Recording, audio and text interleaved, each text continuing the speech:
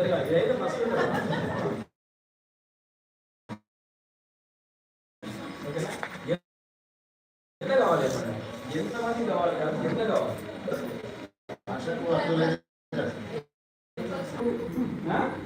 మంచి కాలం ఉన్నట్టు కళ వస్తుంది, మంచి ఇంట్లో ఉన్నట్టు కళ వస్తుంది అని చెప్పేసి నువ్వు అట్లా కలలుగా నువ్వు ప్రిపరేషన్ మనకు అవుతుందా?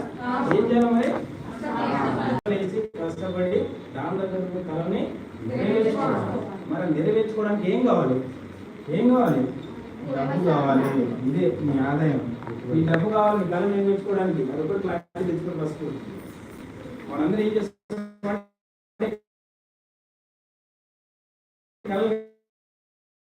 అనుకుంటూ కూర్చుంటాం, కానీ దానికి ఏం కావాలో మనకు తెలుస్తలే. తెలివి కావాలి, ఫస్ట్ తెలుసుకోవాలి. ఇది అన్నాం కదా, ఈ తెలివి కావాలి, తెలుసుకోవాలి. ఆ తెలివి లేకనే మన బురదలో ఉన్నటువంటి ఎగురుతాము. అప్పుడు తెలిపోయిన తర్వాత చచ్చిపోతుంది. అర్థమైంది కదా? ఇప్పుడు చెప్పేది అదే. ఇప్పుడు ఉన్నటువంటి వ్యవస్థ ఏమో చెప్తున్నాం క్లారిటీ. అంటే ఈ కళలు ఎట్లా ఉన్నాయి? ఈ కళలు నేర్చుకోవడానికి డిగ్రీ కొనాలి, కారు కొనాలి, నెలకు 3 రోజులు సంపాదిస్తున్నాం, 30 రోజులు పని చేస్తున్నాం, 9,000 వస్తుంది. 9,000 అవుతుందా? ఈ 9,000 నుండి నీకు తిండికి బట్టకు కొట్టకే సరిపోతుంది. అర్థమవుతుందా? నీకు ఇప్పుడు 10 రూపాయలు సంపాదిస్తే 2 రూపాయలు ఖర్చు అవుతుంది. నేను రెగ్యులర్ ఖర్చులకి మరి కళలు ఎక్కడ పోయినాయి?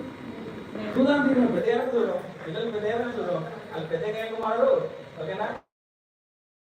జాబ్లో కానీ డబ్బు లేదు. ఓకేనా? ఏ జాబ్లో కానీ డబ్బు లేదు. ఓకేనా? ఏ ఆమె కూడా బెస్టిజ్ పరిచయం.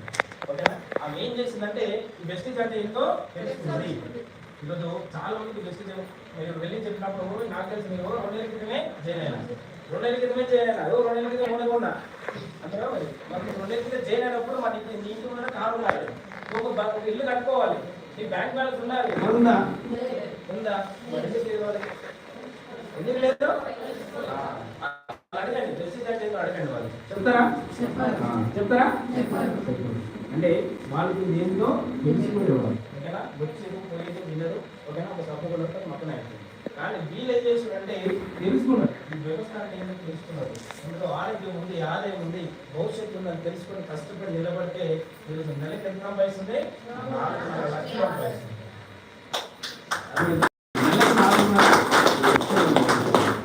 8,000 సంపాదించి ఒక ఆయం. ఓకేనా? చిన్నపిల్లల మొగ్గు జరిగేటటువంటి ఆయం.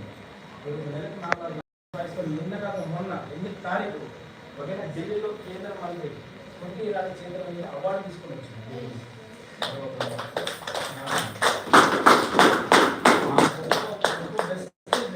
పరిచయమండి, ఇది మీకు కూడా పరిచయం. ఆమె పరిచయం చేసినటువంటి బాండ్ సార్, ఒక చిన్న బస్ కండక్టర్ ఉన్నటువంటి గవర్నమెంట్ ఎంప్లాయీ, ఒక 30,000 జాబ్ వస్తున్నా, 30,000 జాబ్ వస్తుంది, 30,000 ఏమైనా వెళ్ళిపోతున్నాయి, 2,000 మిగులుతున్నాయి.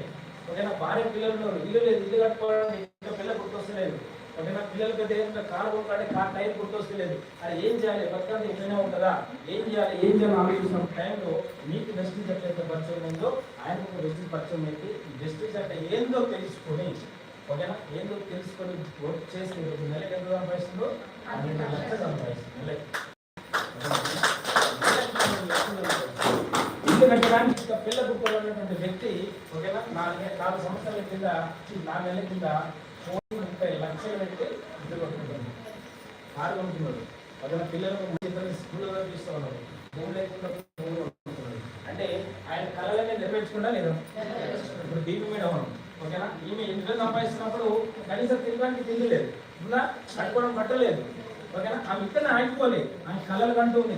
కళని నెరవేర్చుకోవాలని చెప్పేసి సంకల్పించుకుంది. ఎప్పుడైతే సంకల్పించుకుంటామో అప్పుడు నిలబెట్టేది. ఓకేనా?